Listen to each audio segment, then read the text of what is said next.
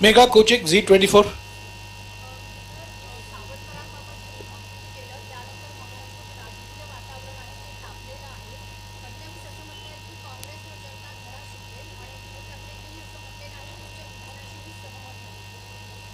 सावरकर के बारे में बोला ना, तो डॉक्टर बोलते मैं सहमत नहीं, और मैं सोचता है कि हमें लोग जगह भी देंगे। ये देखिए, ये मेरे लिए सबसे जरूरी डॉक्यूमेंट है।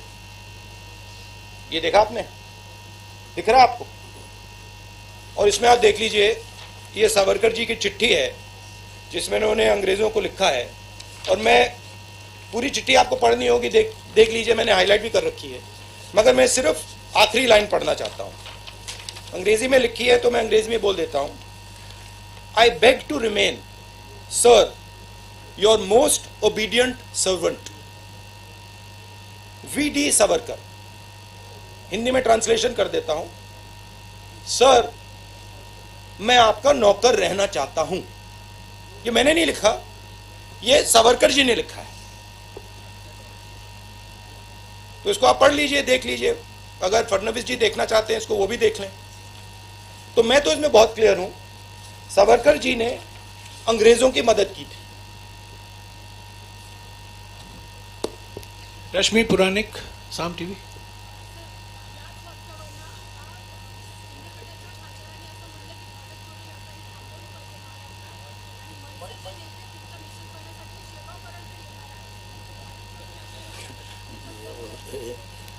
यात्रा को रोकना चाहिए, सावरकर के बारे में ऐसा बोला तो वैसे गवर्नमेंट को उसने लेटर लिखा। किसने? सेवाड़े। मतलब रोकने, यात्रा को रोकने के लिए। रोक दीजिए, कोई प्रॉब्लम नहीं है, रोक दीजिए। देखिए, किसी का कोई विचार हो उसको रखना चाहिए, और अगर सरकार को लगे कि भारत जोड़ो यात्रा को रोक देना चाहिए तो रोकने की कोशिश कीजिए, करिए। गजानन नुमाटे, TV9। आपकी रैली देखे तो उसमें घोषणाएं चलती है कि 2024 में प्रतिपक्ष का प्राइम मिनिस्टर पद का चेहरा राहुल गांधी है। क्या आप भी यही सोच रहे हैं कि 2024 में आप as prime minister candidate oppose करेंगे?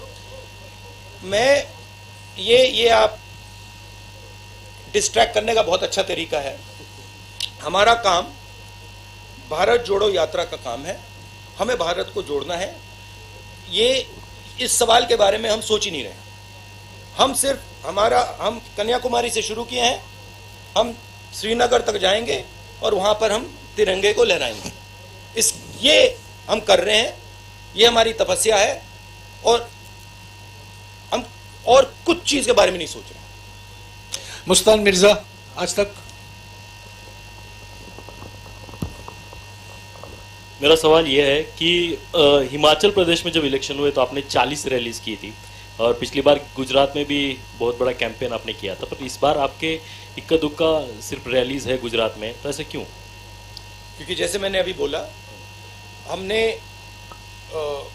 सितंबर में भारत जोड़ो यात्रा शुरू की। हम इस यात्रा को श्रीनगर तक ले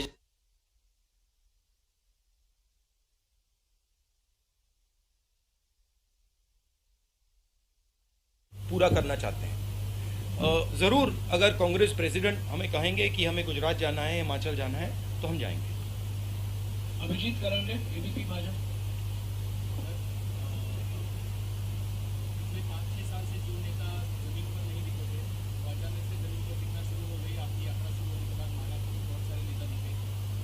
राहुल गांधी तो निकल पड़े, उन्होंने एक प्रोग्राम दे दिया है पार्टी के लिए। क्या ये प्रोग्राम गांव देहात तक जाने के लिए, क्योंकि यात्रा तो कन्याकुमारी से कश्मीर जा रही है, बहुत सारे तबके तक नहीं जा रही है, तो क्या कांग्रेस का कोई प्लान है आगे वाला, जो ये यात्रा है हर आदमी तक, हर गांव तक, हर शहर तक, हर तबके तक, हर आदिवासी पाड़े तक जाए, और आपका विचार जो है, जो आप बोल रहे हो, वो पहुंचे वहां तक? यात्रा एक सोच है, एक काम करने का तरीका है, एक कह दो एक इमेजिनेशन है।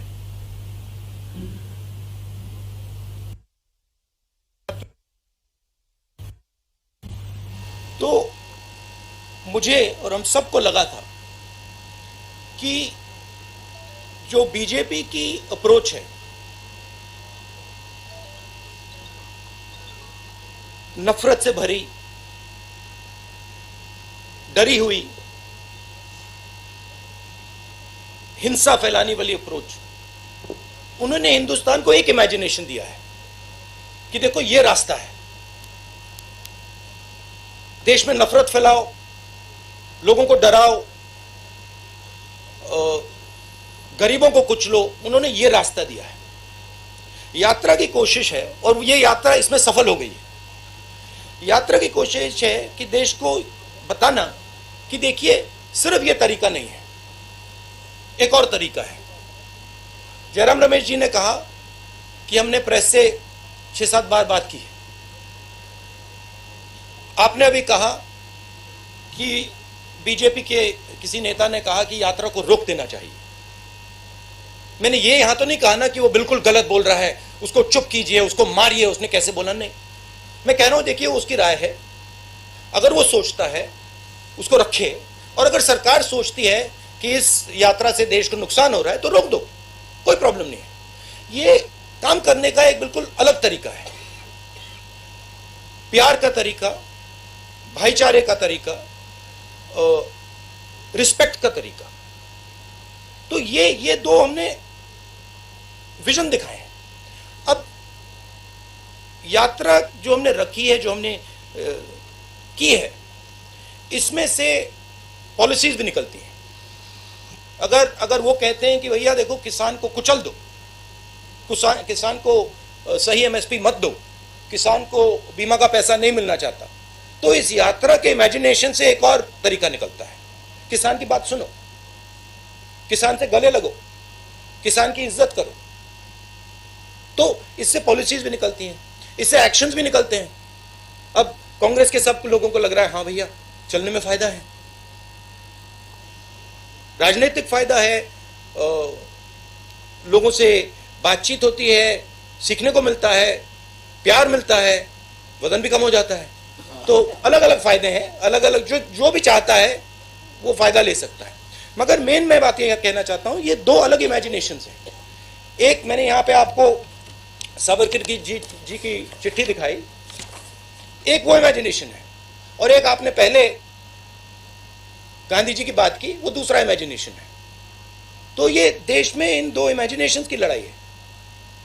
लेकिन सावरकर जैसे नहीं, no supplementary please, Savarkar no supplementary please, no supplementary. Ravindra Ambedkar जब आते हैं तो विपक्ष में फूट भी पड़ जाती है। सुनिए प्लीज, नो सप्लीमेंटरी। जरा बोलिए। देखिए आप एक बात समझिए, ये मेरी राय है, ये मेरी राय है कि जब सावरकर जी ने ये चिट्ठी साइन की, गांधी जी, नेहरू जी, पटेल जी, ये सब सालों जेल में रहे, कोई चिट्ठी साइन नहीं की। मेरी थिंकिंग है कि जब सावरकर जी ने इस कागज पे साइन किया, उसका कारण क्या था? उसका कारण डर था। अगर वो डरते नहीं, वो इसको कभी नहीं साइन करते। और इस सिग्नेचर में धोखा था। जब उन्होंने ये साइन किया, वो हिंदुस्तान के जो सब नेता थे, महात्मा गांधी, सरदार पटेल, उन सबको उन्होंने धोखा किया, और उन्होंने उनको कहा कि देखो तुम गलत कर रहे हो, तुम्हें भी साइन कर देना चाहिए। तो ये दो विचारधाराएं हैं। हमारी पार्टी में हम डिस्कशन करने के लिए तैयार हैं। अगर कोई सोचे कि नहीं भैया यात्रा को ऐसे चलाना चाहिए, हम प्यार से सुनते हैं। हम डिक्टेटर नहीं हैं यहां।